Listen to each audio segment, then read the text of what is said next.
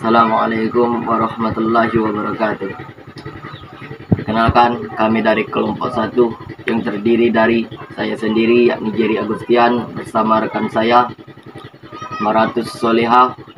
Di sini izinkan kami untuk mempresentasikan tugas bahasa Indonesia kami mengenai materi hakikat, unsur-unsur, dan sifat-sifat bahasa. Untuk membaca pematerinya, marilah kita langsung saja kepada saudari kita, yakni Maratus Solihah. Waktu dan tempatnya kami persilakan. Stop. Baik, terima kasih kepada saudara Jerry. Baik, di sini saya akan menjelaskan tentang hakikat bahasa. Hakikat bahasa adalah intisari atau dasar kenyataan sebenarnya dari bahasa, menurut Kri Delaksana dan Joko Kitjono.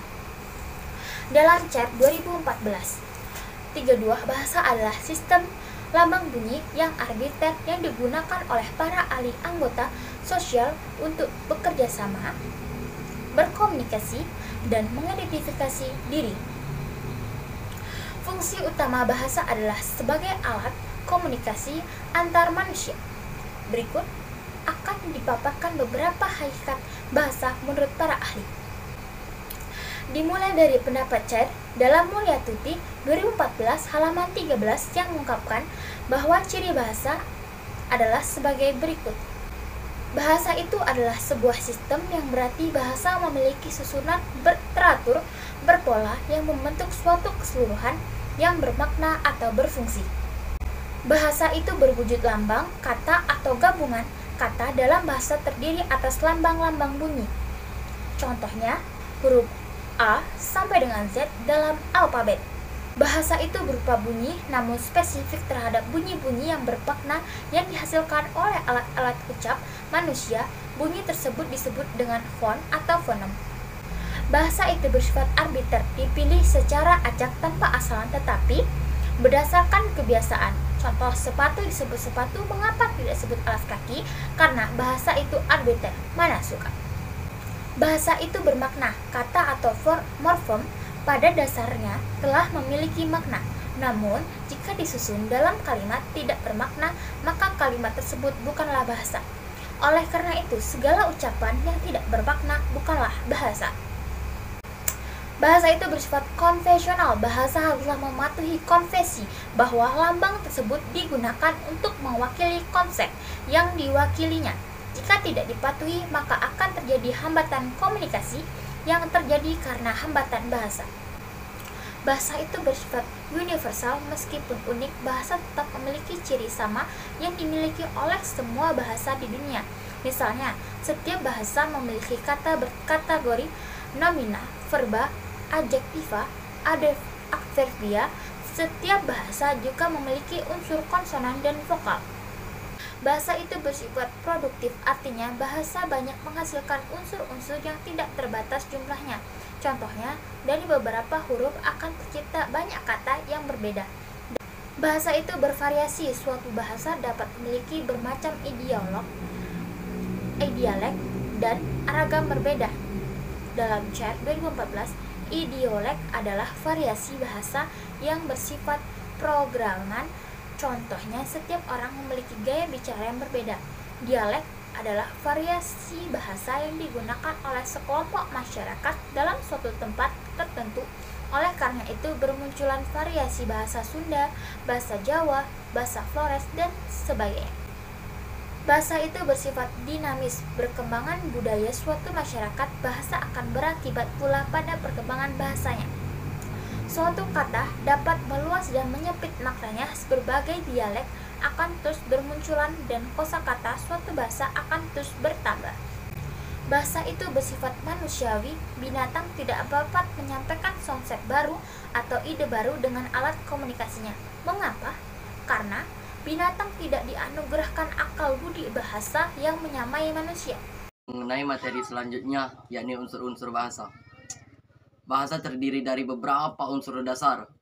Dari unsur-unsur dasar tersebutlah kita bisa membentuk struktur yang lebih kompleks. Untuk lebih lanjutnya, marilah kita dengarkan saudari kita kepada Maratus Solihah mengenai unsur-unsur bahasa dan apa saja sih unsur-unsur bahasa tersebut. Kepada Maratus Soleha, waktu dan tempatnya kami persilakan. Baik, selanjutnya saya akan menjelaskan tentang dasar unsur-unsur bahasa. Bahasa terdiri dari beberapa unsur. Dari unsur-unsur dasar tersebut, kita bisa membentuk struktur yang lebih kompleks. Beberapa unsur dasar dari bahasa adalah sebagai berikut. Fonem. Fonem adalah unsur bunyi, ucapan yang bisa digunakan untuk membedakan arti dari satu kata. Morfem. Morfem adalah unsur terkecil dari pembentukan kata dan disesuaikan dengan aturan suatu bahasa. Sintaksis. Sintaksis adalah penggabungan kata menjadi kalimat berdasarkan aturan sistematis yang berlaku pada bahasa tertentu. Simantik. Ini digunakan untuk memahami arti dan makna dari suatu bahasa yang dibentuk dalam suatu kalimat. Diskurs. Diskurs digunakan untuk mengkaji bahasa pada tahap percakapan, paragraf, bab, cerita, atau literatur. Selanjutnya adalah sifat-sifat bahasa. Kata sifat bahasa Indonesia adalah kelas kata yang mengubah kata, benda, nomina, atau kata ganti pronomina. Kata sifat merupakan kata yang menjelaskan, mengubah, atau menambahkan arti dari suatu kata benda agar lebih spesifik. Keindahan, manusiawi, produktif, dinamis, variatif, konvensional, arbiter. Terima kasih kepada saudari Maratus Soleha telah membacakan atau mempresentasikan materi kita pada hari ini mengenai hakikat, unsur-unsur, dan sifat bahasa. Menarik kesimpulan, saya sendiri akan mempresentasikan mengenai kesimpulan tersebut. Hakikat bahasa adalah dasar kenyataan sebenarnya dari bahasa, dan juga bahasa memiliki unsur-unsur dalam bahasa tersebut, atau bisa kita sebut dengan unsur-unsur dasar tersebut. Kita bisa membentuk struktur yang lebih kompleks. Ada beberapa sifat bahasa yang bisa kita pahami, diantaranya yakni keindahan, manusiawi, produktif, dinamis, variatif, konvensional, dan arbiter. Mungkin mengenai kesimpulan hanya itu saja yang bisa saya sampaikan. Kami dari kelompok 1, apabila ada kata-kata yang salah, kami mohon maaf kepada Allah, kita sama-sama mohon ampun. Kami akhiri presentasi kami pada hari ini dengan menutup.